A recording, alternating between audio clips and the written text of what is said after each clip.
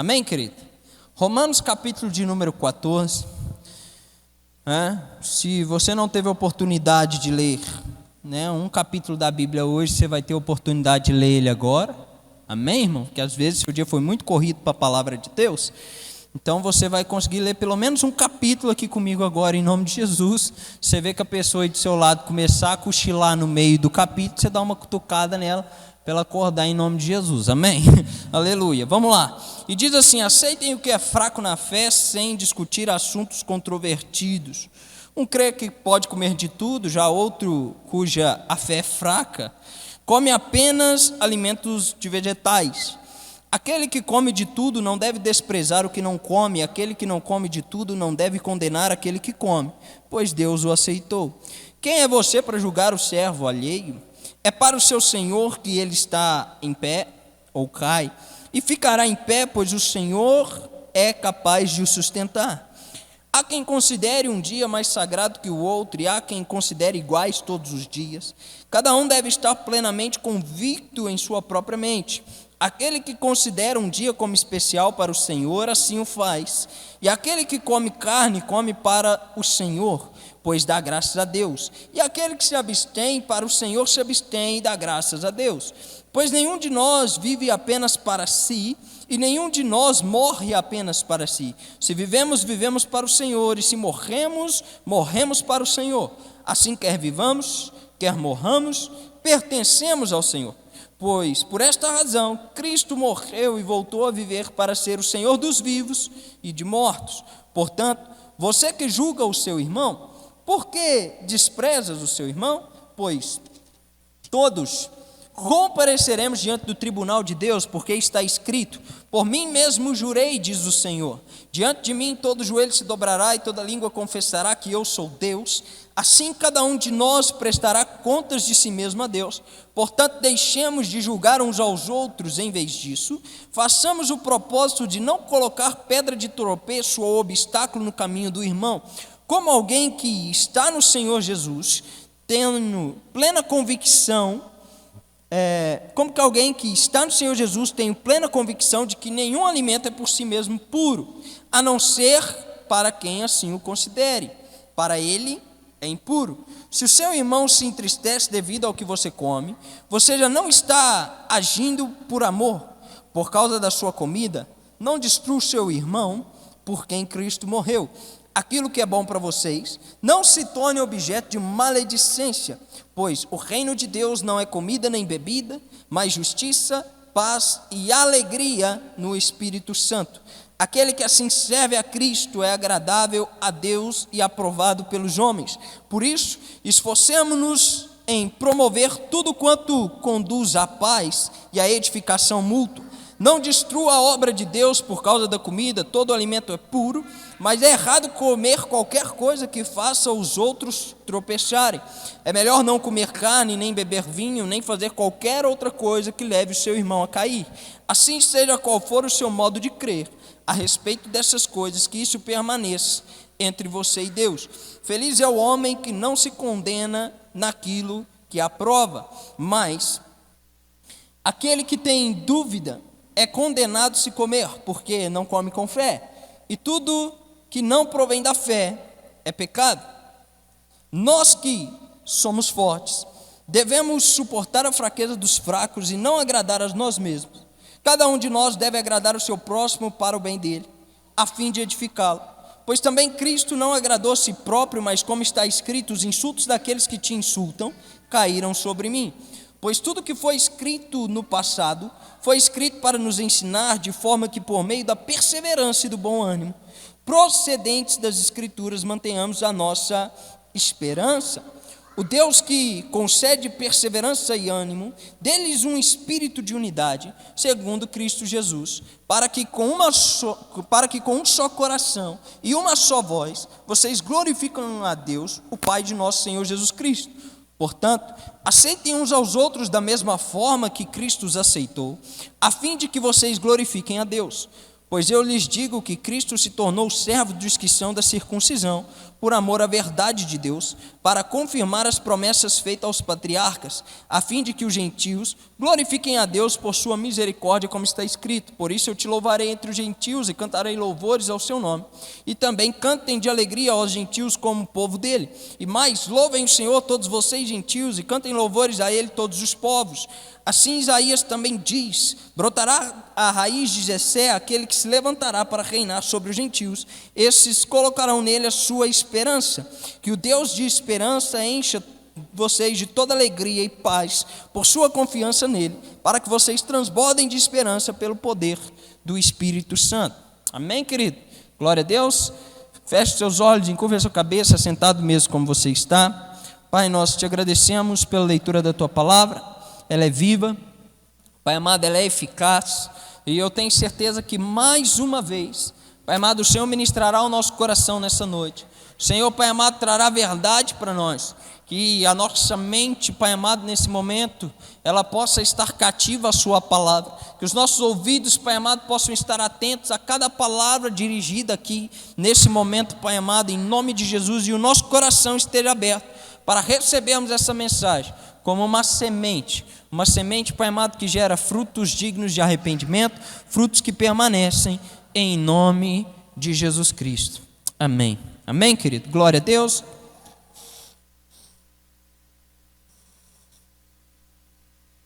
Glória a Deus. Irmão, hoje eu quero trazer uma palavra talvez muito simples de você entender, né?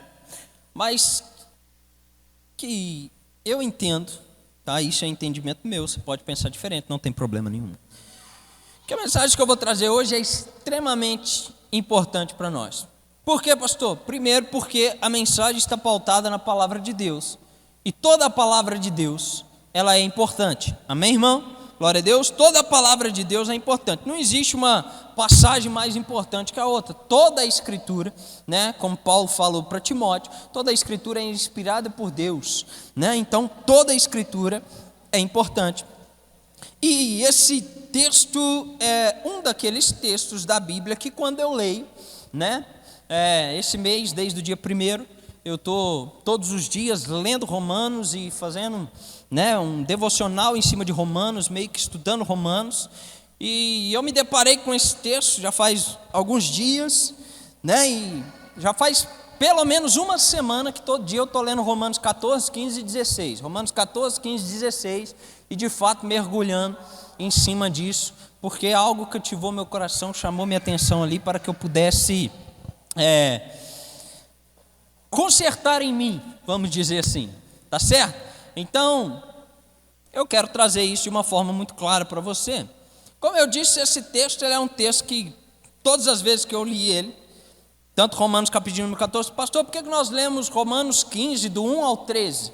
Porque aquilo que Paulo, ele começa no capítulo 14, ele termina no capítulo número 15, né?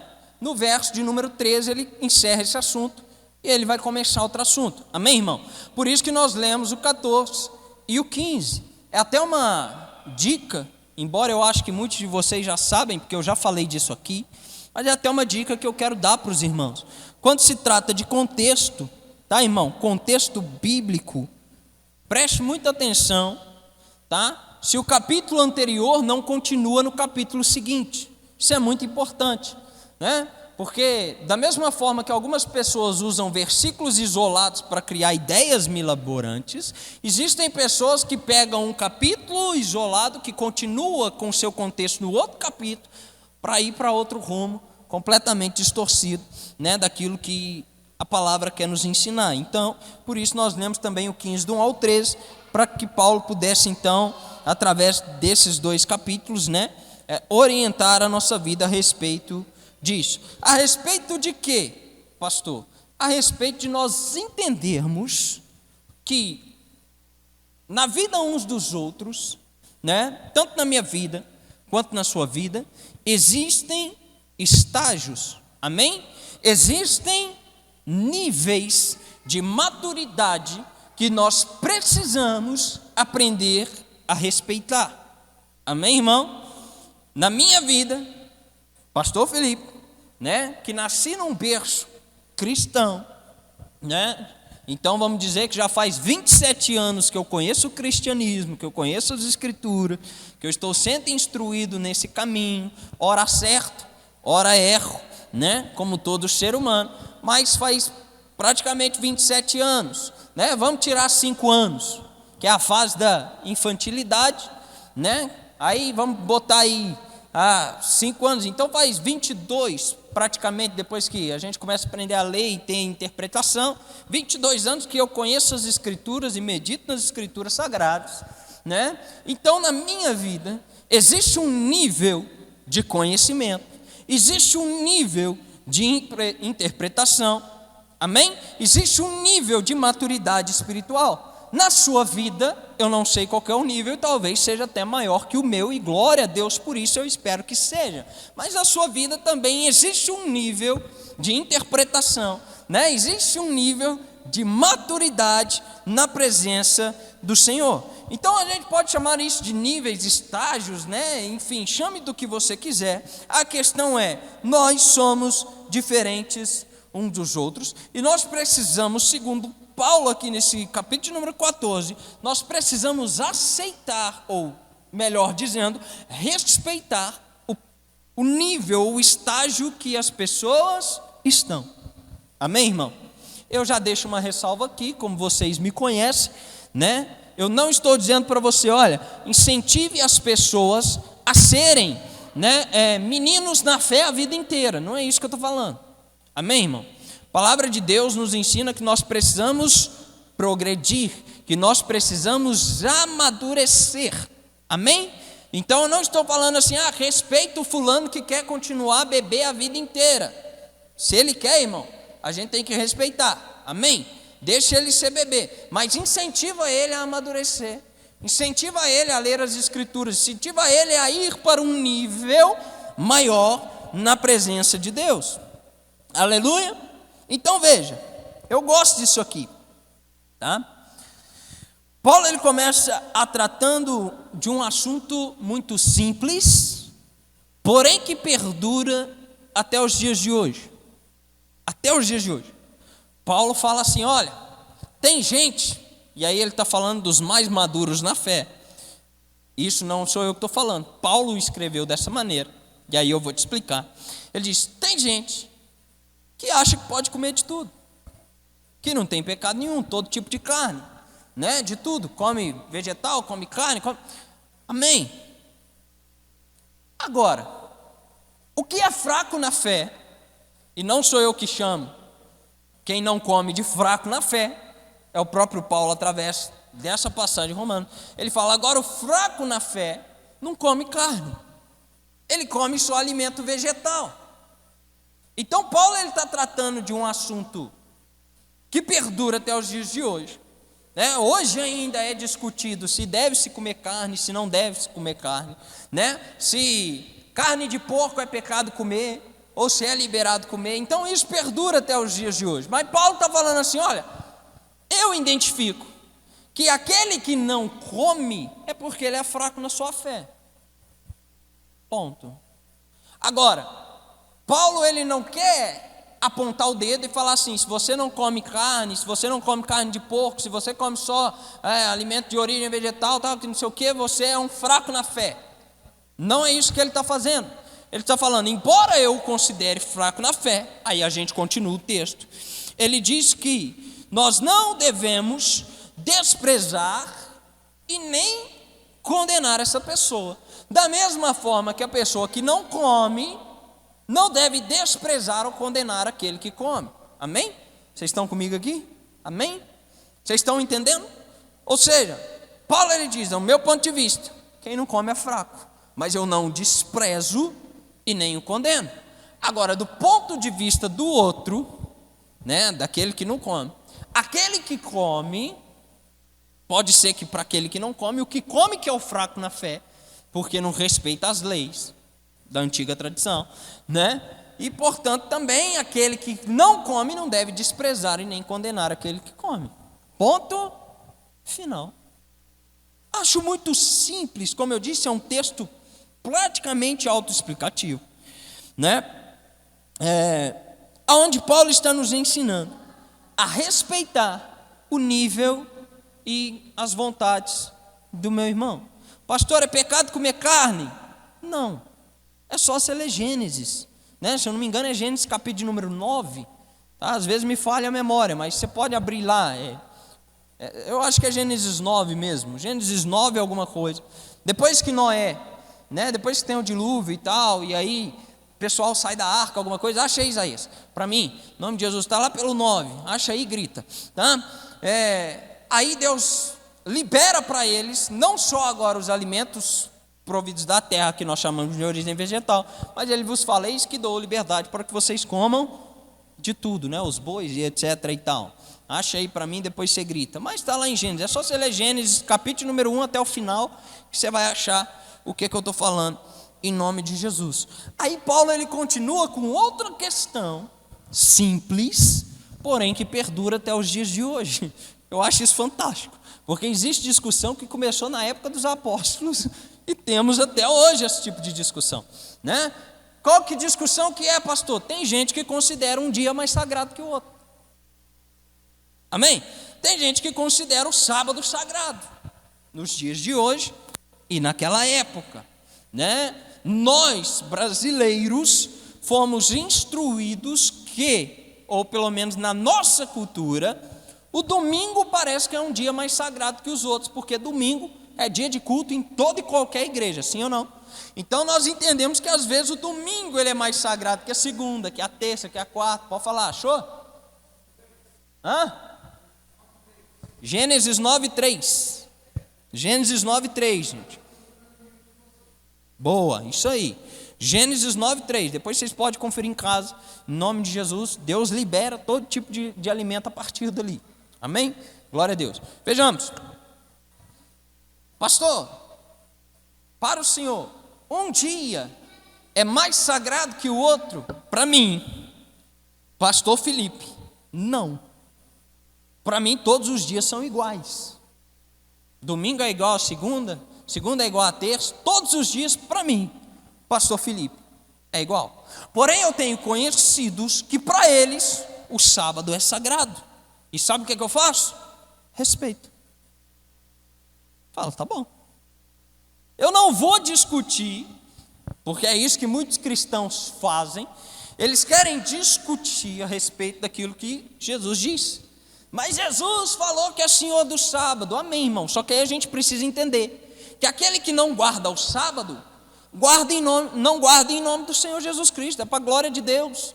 E aquele que guarda o sábado até hoje, guarda para a glória de Deus da mesma forma. Então deixa ele com as manias dele. Amém?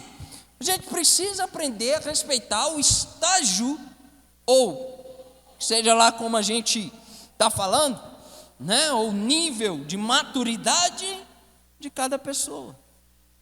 Agora, veja bem, existem coisas, presta atenção, existem coisas que são princípios e fundamentos da nossa fé. Esses não tem como a gente negociar, irmão. Amém? Vocês estão comigo aqui? Esse não tem como a gente negociar. Por exemplo, já citei 2 exemplos aqui que o próprio Paulo cita. Se alguém vira para mim e fala, pastor, o sábado é mais sagrado que o resto da semana, eu falo, ok. Agora, se alguém vira para mim e fala assim, pastor, eu acho que não é pecado matar. Ok, não. Aqui a gente vai para a treta. Aqui a gente vai para a Bíblia. Porque não matarás não é algo relativo. Não matarás é um mandamento. É um fundamento. É um princípio. Amém? Vocês estão comigo? Não terás outros deuses diante de mim. Isso é relativo ou isso é mandamento, fundamento? É mandamento. Amém? Então, se alguém vira para mim e fala, pastor, mas eu não vejo problema em ter uma imagem de idolatria. Eu vejo. Por quê? Porque isso é um princípio que a Bíblia já estabeleceu. Não tem como eu relativizar aquilo que a Bíblia condena. Amém, irmão? Agora, a Bíblia não condena uma pessoa dela guardar o sábado. Quer guardar, ela guarda. A Bíblia também não condena uma pessoa de não comer carne para agradar a Deus. Não condena. Tá? Essas coisas é superficial. superficial. E até hoje nós discutimos a superficialidade, né, dentro das igrejas, e muitas das vezes não combatemos aquilo que é essencial, que nós chamamos de sã doutrina, né, de fundamentos e de mandamentos, que está sendo distorcido pelos outros. Amém? Então nós precisamos inverter. Nós precisamos inverter, né? Eu gosto muito de Tito 3,9, aonde Paulo, instruindo Tito, ele vai falar assim: ô Tito, não entra em conversa tola não, cara. Para de discutir genealogia, lei sacerdotal, essas coisas, porque isso aí, ó, não leva para lugar nenhum. Se Paulo tivesse escrito Tito 3,9 nos dias de hoje, ele ia falar assim: ô Tito, faz favor, filho, prega as escrituras e para de discutir teologia. Esse trem não vai levar para nada. Essa discussão já é antiga, né? Essa discussão já é antiga. A igreja de Corinto passou por essa discussão. Eu sou de Paulo, eu sou de Apolo. Hoje a gente discute as mesmas coisas. Eu sou calvinista, eu sou arminiano, e isso não leva para lugar nenhum. Amém, gente? Então o que Paulo está nos instruindo aqui, gente? Respeita. O arminiano respeita o calvinista, o calvinista respeita o arminiano, os dois respeitam o luterano, e por aí vai. Agora, naquilo que é essencial, naquilo que é sã doutrina, naquilo que é fundamento, naquilo que é princípio, não tem espaço para haver contradição. Amém? Nós ficamos com aquilo que a Bíblia fala. Veja bem, eu não estou falando para ficar com aquilo que eu acho, porque muitas das vezes, irmão, entre a opinião do Felipe e a Bíblia, eu, Felipe, deixo minha opinião de lado e fico com a Bíblia, mesmo eu tendo uma opinião formada sobre o assunto. Quando eu leio a palavra fala contrário àquilo que eu acho, eu falo, então eu achei errado, e eu vou fazer o quê? Eu vou seguir o que está escrito. Amém, irmão? O que Paulo também está nos ensinando aqui em nome de Jesus? Eu quero que você entenda isso nessa noite, em nome de Jesus. Paulo, ele nos mostra que nós também não devemos fazer. Presta atenção nisso, irmão, em nome de Jesus. Isso aqui vai te ajudar demais. Pastor, por que vai me ajudar demais? Porque eu li uma frase também, já faz muito tempo, mas eu decorei essa frase de tão impactante que ela é, que é que existem pessoas que nunca ajudou a botar ninguém para dentro da igreja, mas essas pessoas já botou um monte de gente para fora. Isso é uma frase verdadeira. Muito. Isso aqui vai nos ajudar um pouquinho. Que é o quê? Isso aqui pega principalmente para você que exerce influência sobre outras pessoas. Amém? Para você que almeja, talvez algum dia estar, né, num ministério de influência, que existem sim, né, os ministérios que influenciam mais as pessoas, como o pastorado é uma delas, que você está ensinando aqui. Lembra disso que eu vou te falar o resto da sua vida, você será bem sucedido. Amém? Nós não devemos fazer da nossa experiência pessoal uma doutrina. Amém, irmão? Nós não devemos fazer das nossas experiências pessoais uma doutrina. Eu quero te dar um exemplo muito simples que aconteceu em janeiro desse ano. Todos vocês aqui já sabem, não é novidade para ninguém, então eu posso repetir isso aqui.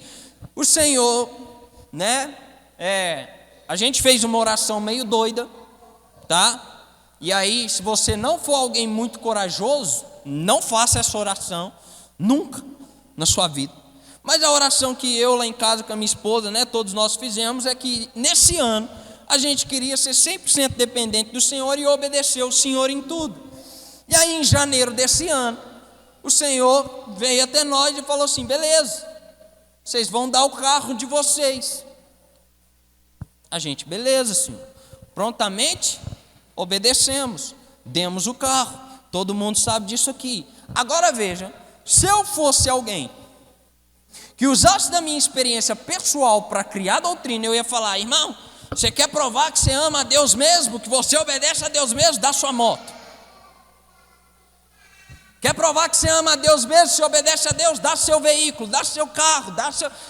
Não, irmão, Foi uma experiência nossa. Amém? Eu não quero que você saia dando suas coisas para os outros, se Deus não pediu, só para você provar nada. Eu não posso fazer dessa minha experiência pessoal uma doutrina para você. Se eu dei para glorificar o Senhor. Se você não dá porque o Senhor não te pediu, glória a Deus, você também está correto. Não significa que você obedece menos a Deus e nem mais a Deus.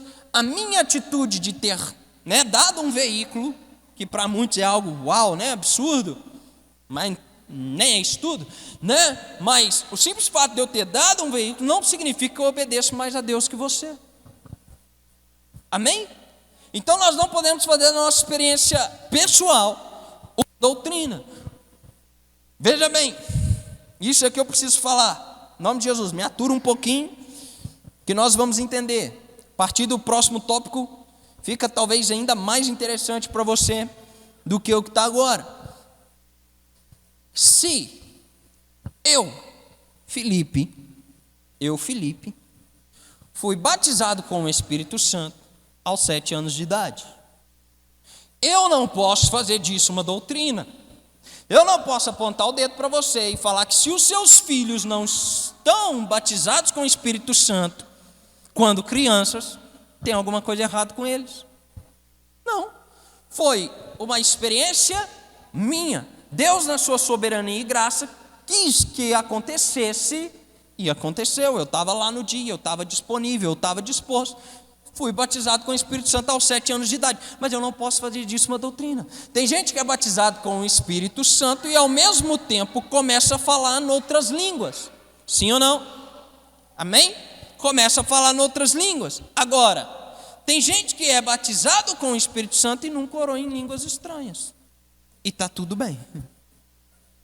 Veja, eu sigo o conselho de Paulo. Tá bom? Por que eu sigo o conselho de Paulo? Lá em 1 Coríntios, capítulo número 14, Paulo fala: eu gostaria que todos falassem em outras línguas. Então eu, Felipe, também gostaria que todos experimentassem o falar em outras línguas, porque aquele que ora em outra língua, a si mesmo se edifica, e ele não fala com homens, mas ele fala diretamente a Deus, porque ninguém o entende. Ou seja, eu entendo que a oração em línguas é uma oração para autoedificação, a não ser que, 1 Coríntios capítulo número 14, haja alguém com um dom de interpretação dessas línguas, que vai fazer com que aquilo que você está falando se torne uma profecia, porque ele vai liberar isso numa língua conhecida para a igreja. Amém? Vocês entenderam isso? Mas eu não posso fazer disso uma doutrina, porque existem pessoas que oram em línguas, mas não apresentam o fruto do Espírito. Que batismo é esse? Que enrola a sua língua, mas não muda seu caráter. Você é todo enrolado com a vida. Não existe. Agora, existem pessoas que também foram batizadas com o Espírito e são julgadas por outros irmãos que oram em língua. Mas você não ora em língua? Como que você foi batizado com o Espírito Santo? Aí você vai observar a vida da pessoa. Ela dá muito mais fruto de arrependimento, de conversão e do Espírito do que a pessoa que está lá orando em língua todo dia. Porque existe uma frase que eu nem sei se foi eu que criei ela, mas eu falei e nunca ouvi ninguém falando. Então eu vou falar de novo e vou falar que foi eu que inventei ela. Talvez vocês achem o autor por aí, porque pode ser que eu ouvi de alguém, mas não lembro e acho que foi eu que falei. Mas a mesma boca que você abre, irmão, para orar em língua no domingo, é a mesma boca que você fecha na segunda para não falar mal dos outros. Senão não é Espírito Santo. Porque um espírito que te batiza, mas não transforma seu caráter, não pode ser de Deus. Amém? Agora, eu não estou falando que a transformação de caráter é instantânea. Fui batizado com o Espírito Santo, uau, me tornei outra pessoa a partir de ontem. Não. Isso é algo contínuo. Amém? Mas a gente começa a perceber a diferença na pessoa, quando ela não tinha o Espírito Santo e quando ela tem. Se eu não consigo perceber diferença nenhuma, e a gente consegue enganar os outros, mas nós mesmos não. Então eu não estou falando de eu, Felipe, ver diferença em você. Você vê diferença em você. Se você não consegue olhar no espelho e falar assim: cara, eu estou diferente, tem alguma coisa errada. Amém, irmão? Mas lembre-se disso, eu não posso fazer de uma experiência pessoal minha uma doutrina, em nome de Jesus Cristo. Agora, para a gente ganhar tempo, porque o estudo é grande, Mas eu acho que essa parte de respeitar o nível de maturidade do seu irmão ou o estágio que ele se encontra, você já entendeu, e isso é muito importante. Eu gosto do versículo que diz da seguinte forma: feliz é o homem, presta atenção nisso, feliz é o homem que não se condena naquilo que aprova. Presta atenção nisso, irmão. Isso aqui é de suma importância. Feliz é o homem que não se condena, está escrito, naquilo que aprova. Veja, quando a gente se condena naquilo que nós aprovamos, nós estamos igual os fariseus da Bíblia que a gente tanto condena. E aí, se você quer ver o que os fariseus faziam, você vai ler Mateus capítulo de número 23 inteiro. Porque Jesus ele começa a descrever os fariseus e a hipocrisia deles no capítulo de número 23 inteirinho. Jesus está o tempo todo no capítulo de número 23 falando: ai de vocês fariseus hipócritas, o tempo todo.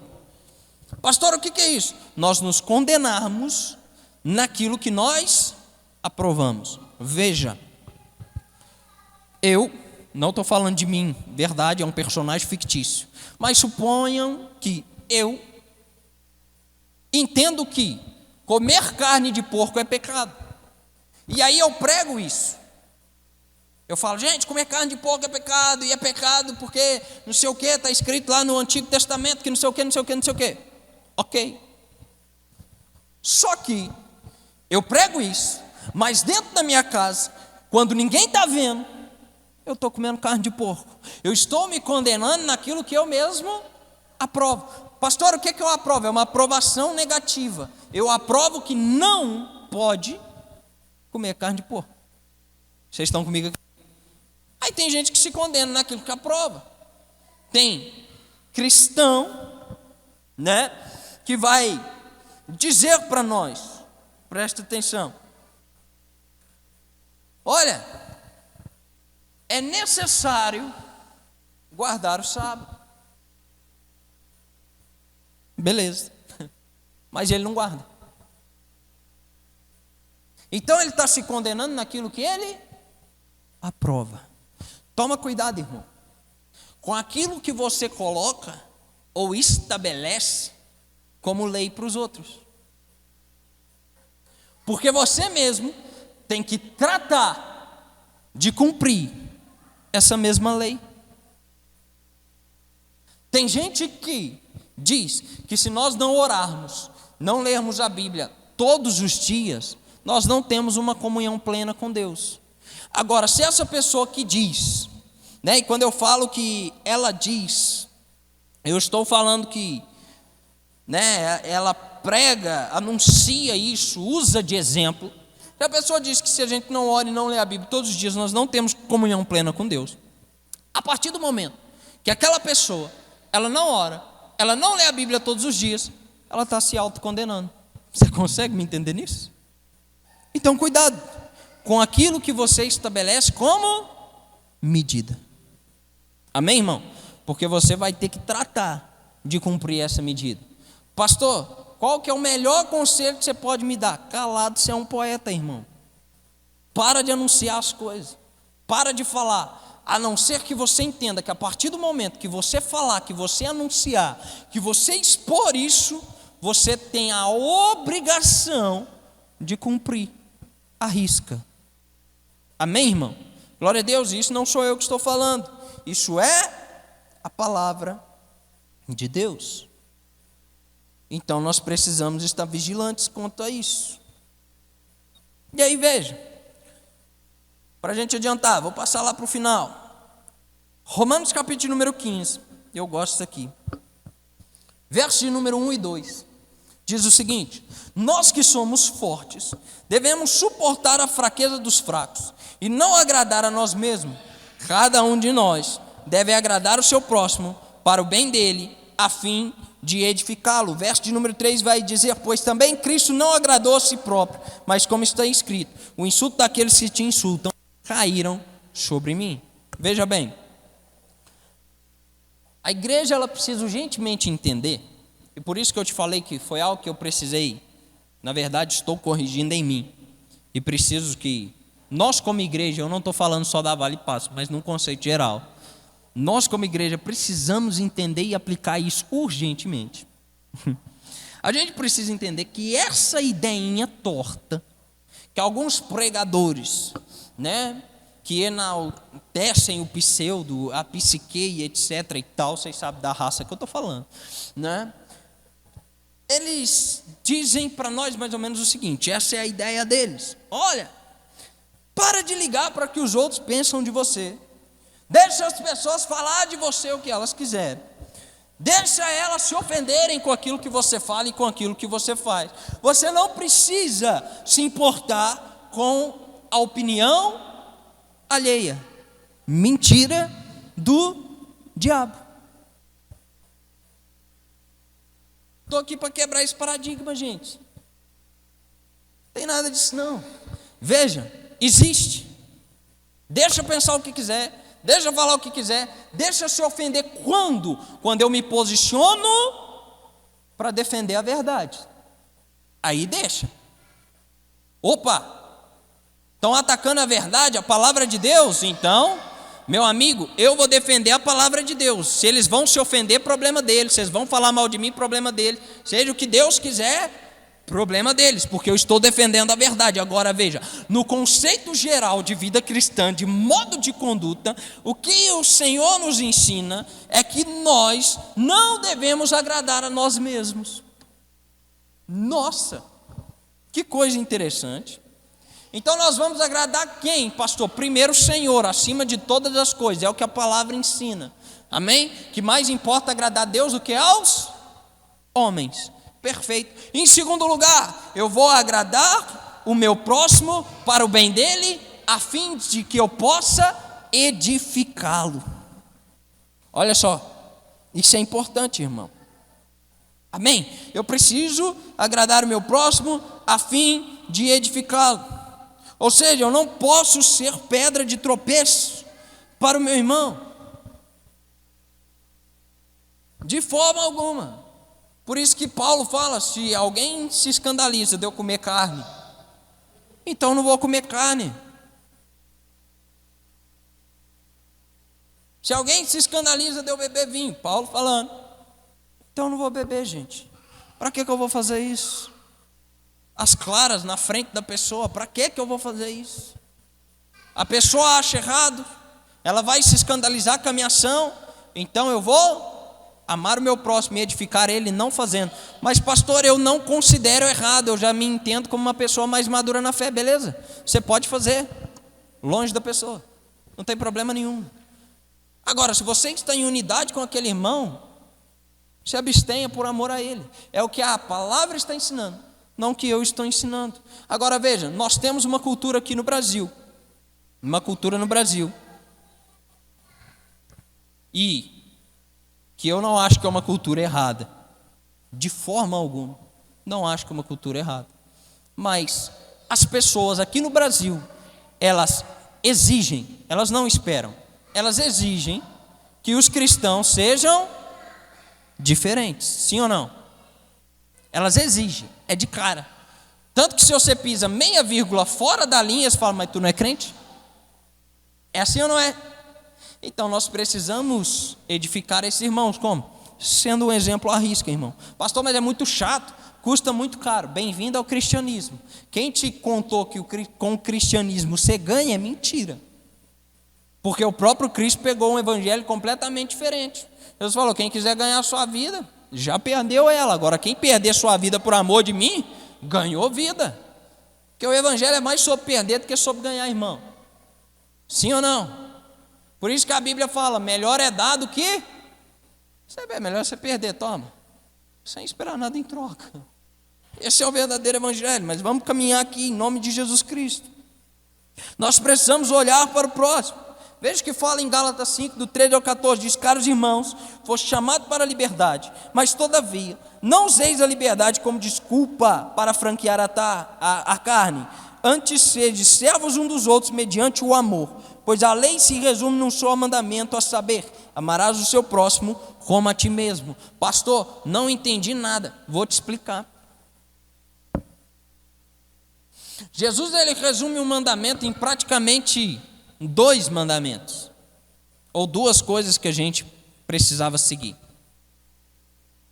Jesus ele pega e ele explica o fundamento do mandamento.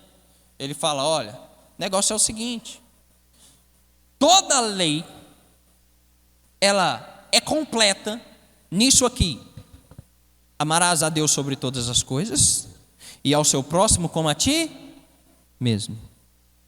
Show. Paulo falando aos Gálatas, ele diz que toda a lei se resume num só mandamento: amarás o seu próximo como a ti mesmo. Por quê? A não ser que você seja doido da cabeça, você quer o pior para a sua vida, mas assim, aí você vai estar do jeito que o CAPS gosta, né? Se você for esse tipo de pessoa: pastor, desejo tudo de ruim para mim, você já pode ser internado lá no CAPS, né, irmão? Não precisa nem de pegar, eu esqueci como é que chama lá, que eles dão liberação lá, o negócio lá, né, irmão? Você já pode se chutar lá para dentro, porque você é doido. Ninguém deseja o pior para si, muito pelo contrário. Eu acredito que todos aqui desejam se vestir bem, todos aqui desejam comer bem, todos aqui desejam dar o melhor para os seus filhos, todo mundo deseja coisas boas para si mesmo, ter uma boa saúde, né? Ser ouvido por Deus, ter um bom relacionamento com Deus, ter um bom relacionamento com a esposa, com a família e tal. Nós desejamos todas essas coisas boas para nós. Então, se eu me amo dessa maneira, eu preciso amar o meu próximo dessa maneira. Então, o pensamento de um verdadeiro cristão não é: deixa eles falar, deixa eles pensar o que eles quiserem, o problema é deles. É o que eles pensam de Jesus por causa de mim. Agora, vamos ver se nós estamos cumprindo a lei que o Senhor nos ordenou, baseado nesse mandamento. Eu gosto de ser ofendido? Responda para você mesmo. Não balança a cabeça, senão eu vou saber o que você gosta e o que você não gosta. Não precisa, né? Eu gosto de ser ofendido? Não, pastor, não gosto de ser ofendido. Então para de ofender os outros. É simples. Eu gosto que falam mal de mim quando eu não estou presente. Eu não gosto. Então para de falar mal dos outros. É simples. Vocês não acham simples? Amém? Eu gosto de receber um bom dia? Gosto. Então dá bom dia, gente. Cai a boca não. Né? Eu gosto que quando alguém me vê, me cumprimenta. Você também tem olho, né? Se você viu, vai lá e cumprimenta, gente. Por quê? Porque você ama o próximo como você mesmo. Pastor, eu gostaria que alguém me defendesse na minha ausência quando alguém estivesse tentando difamar meu nome. Show de bola. Todas as vezes que você tiver a oportunidade de defender alguém do qual os outros estão tentando difamar o nome, faça, porque assim você estará amando o seu próximo como a você mesmo. Você gostaria que alguém te desse um agasalho quando você estivesse com frio? Se você estivesse numa situação deplorável de rua? Gostaria, pastor? Então quando você vê um mendigo na rua passando frio, irmão, dá um casaco para ele se você tiver. Sim ou não? Às vezes a gente tem lá 10, 15 casacos em casa. E sabe quantos que a gente usa geralmente? 3. Pode perceber. É ou não é? A gente está sempre com as mesmas roupas, irmão. Que a gente usa as melhores que a gente tem. Ou que a gente imagina que é a melhor. Então por que não doar?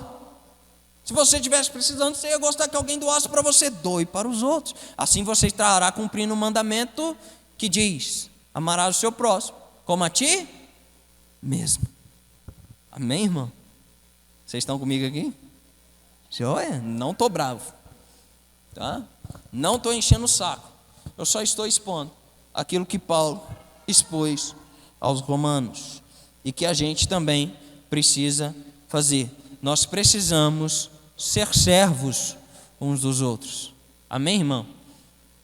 E aí Paulo diz: e aceitar uns aos outros, assim como Jesus Cristo nos aceitou. Amém? Tem uma perguntinha que geralmente eu gosto de fazer só para botar lenha na fogueira. E eu fiz essa pergunta ano passado, em uma das vezes que eu fui ministrar em Formiga. Mas eu não fiz no púlpito. Eu fiz para um casal que eu estava aconselhando no final do culto. E aí a pergunta que eu fiz para a menina, muito ciumenta, e a reclamação era essa, que a menina era extremamente ciumenta, mas se dizia extremamente apaixonado por Jesus. Falei: mas você ama Jesus mesmo? Eu amo. Falei: tudo bem. Falei: então, você quer ver a ex do seu namorado convertido? congregando aqui na igreja. Ela falou, mas nunca na minha vida. Eu falei, então você não ama Jesus não. É simples. Pastor, mas isso é algo radical. Para quem? Eu vou falar para quem que isso é algo radical demais. Para os fracos na fé. Porque o maduro, ele entende que independente de eu ter tido algum problema com a pessoa, eu preciso amar ela. E esperar que ela se converta e tenha uma vida com Deus plena. É o mínimo que eu posso fazer. Porque assim como Jesus me aceitou, eu preciso aceitar as pessoas, gente. Chega alguém que eu tive algum problema, alguma desavença, cara, eu preciso receber essa pessoa da melhor maneira possível e orar para que Deus toque a vida dela e transforme a vida dela. Pastor, mas não precisa ser aqui na minha igreja, em outra. Tudo bem, irmão, aí é entre você e Deus, né? Recebe aqui e manda para outra, não tem problema nenhum. Mas Deus sonda os nossos corações. Amém, irmão? Em nome de Jesus. Tinha mais algumas coisinhas, mas nós deixamos para uma próxima oportunidade devido ao horário. Fica de pé no seu lugar, em nome de Jesus, vamos orar.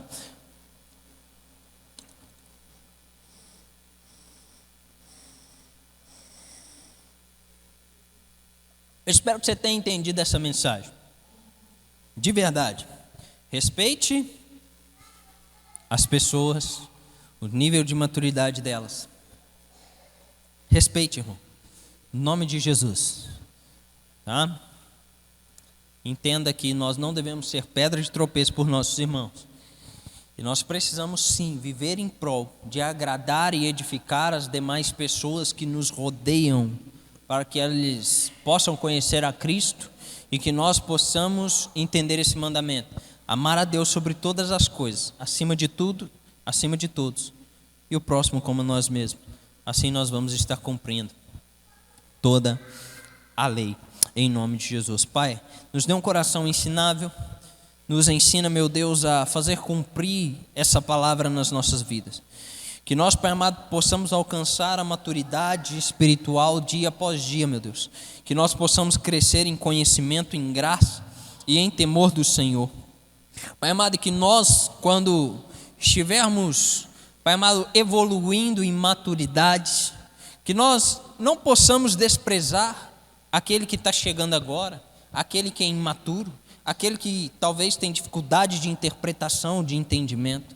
Em nome de Jesus, nos ensina a amar e ser um suporte, um apoio para que essa pessoa cresça, em nome de Jesus Cristo, progressivamente. É o que nós oramos. Nos ensina a amar como o Senhor nos amou, meu Deus, em nome de Jesus Cristo. Claro que nós nunca vamos chegar no ápice da perfeição do seu amor, mas nos ensina a amar assim como o Senhor nos ama. Nos ensina, Pai amado, a aceitar os outros assim como o Senhor nos aceitou, a recebê-los. Pai amado, em nome de Jesus Cristo, nos ensina a amar as demais pessoas assim como nós amamos a nós mesmos, para que nós possamos cumprir toda a lei, meu Deus. Em nome de Jesus, que nós possamos vigiar para não sermos pedra de tropeço para os outros. E em nome de Jesus Cristo, que primeiro, nós possamos viver para a sua glória. Segundo, que nós possamos viver para edificarmos uns aos outros, em nome de Jesus. Essa é a minha oração, é que o Senhor transforme a sua igreja, transforme a minha vida, a vida dos meus irmãos, dia após dia. Nós queremos ser, Pai amado, novamente, uma igreja relevante, uma igreja que se parece com Jesus, uma igreja, Pai amado, que exala o bom perfume de Cristo, em nome de Jesus. Essa é a minha oração, meu Deus, te damos toda a honra, glória, louvor e adoração. Amém, querido? Glória a Deus. Sábado a gente está aqui, 19h30, 19h30, 7h30.